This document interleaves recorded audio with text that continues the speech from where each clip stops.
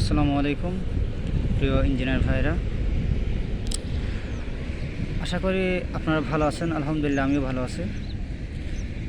আজকে দেখাবো আপনাদেরকে যে কীভাবে স্টিল বিল্ডিংয়ের অ্যাঙ্কল বোল্ট বসানো হয়। ফার্স্ট অফ অল আপনাদেরকে দেখাচ্ছি যে এই ডিজাইনে কীভাবে দেওয়া আছে, আমরা অ্যাঙ্কল বোল্ট কীভাবে বসবে, কোন কলামে কীভাবে বসবে। আমাদের একটা আছে ভীমের মধ্যে কলাম বসবে, এই যে আপনারা দেখেন ডিজাইনে দেওয়া আছে। এটা মিডিলে যেটা আমাদের বিমের মধ্যে কলাম বসবে, আর সাইডে যেটা আছে এটা হচ্ছে গ্রেড বিমের নিচে। এই যে এখানে কোনো গ্রেড বিম নেই, এখানে গ্রেড বিম, এই যে গ্রেড বিম। আর এই গ্রেড বিম হচ্ছে উপরে, এটা অ্যাঙ্কর বোল্টের মধ্যেই বসবে। এই যে গ্রেড বিমের মধ্যে অ্যাঙ্কর বোল্ট বসবে। সেকশন দেওয়া আছে, এটাও গ্রেড বিম নিচে, আর শর্ট কলামে অ্যাঙ্কর বোল্ট বসবে। এটা হচ্ছে আমাদের 8 ইঞ্চি ঢালাই, এটা আর এটা হচ্ছে ম্যাকাডাম, এটা হচ্ছে 3 ইঞ্চি সলিং। আশা করি আপনারা বুঝতে পারছেন। এখন আমি আপনাকে দেখাবো, এই যে এটা হচ্ছে আমাদের স্ট্রাকচারাল ডিজাইন, আর এটা হচ্ছে স্টিলের ডিজাইন। এই যে অ্যাঙ্কর বোল্টের সবগুলো ডিটেলস দেওয়া আছে, কতটুকু গ্রাউন্ডিং হবে, উপরে কতটুকু স্পেস থাকবে, প্রজেকশন কতটুকু থাকবে। এখানে এই যে মাপ দেওয়া আছে 24 mm এর জন্য 135 mm, আর 30 mm বোল্টের জন্য 135 mm প্রজেকশন দিতে হবে। এখানে সম্পূর্ণ ডিটেলস দেওয়া আছে।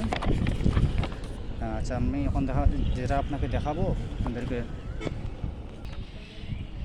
এই যে বিমের মধ্যে অ্যাঙ্কর বোল্ট বসানো হয়েছে, কীভাবে আপনারা দেখেন। প্রথমে ফার্স্টে গ্রেড লাইন দিয়ে সোজা করে বেস ব্লেড দিয়ে তারপর বসানো হয়েছে সম্পূর্ণ লেভেল, এবং সেগুলো মাপ চেক করে এখান থেকে কতটুকু হবে সেগুলো মাপ চেক করে বসানো হয়েছে। সাইড থেকে আপনারা দেখেন বিমের মধ্যে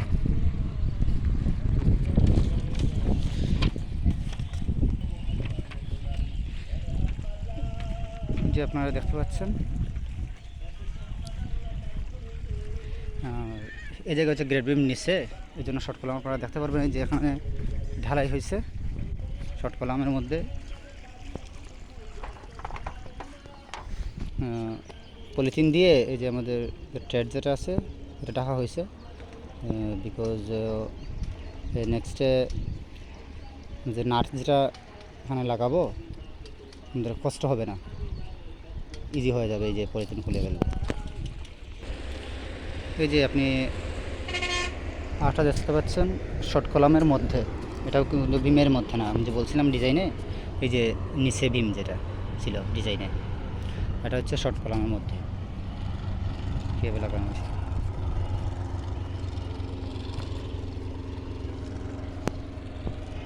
এখানে এতটুকু ঢালাই দেওয়া হবে 8 ইঞ্চি, পরে উপরে গ্রাউন্ডিং 2 ইঞ্চি দেওয়া হবে। এটা কেমিক্যাল। আশা করি বুঝতে পারছেন। আমি রিকোয়েস্ট করব আমাদের চ্যানেলের মধ্যে যারা সিনিয়র পারসন আছেন, আমার যদি কোনো কিছু ভুল ত্রুটি হয় বা কোনো বুঝতে আমার অসুবিধা হয় বা বুঝাইতে অসুবিধা হয় বা কোনো একটা ভুল থাকলে আমাদের অবশ্যই কমেন্ট করে জানাবেন যে এটা ভুল হয়েছে বা এটা শুধরানোর জন্য।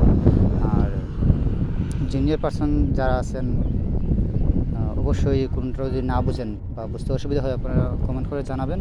অবশ্যই আমি চেষ্টা করব আপনাদের বুঝিয়ে দেওয়ার জন্য বা কমেন্টে রিপ্লাই দেওয়ার জন্য।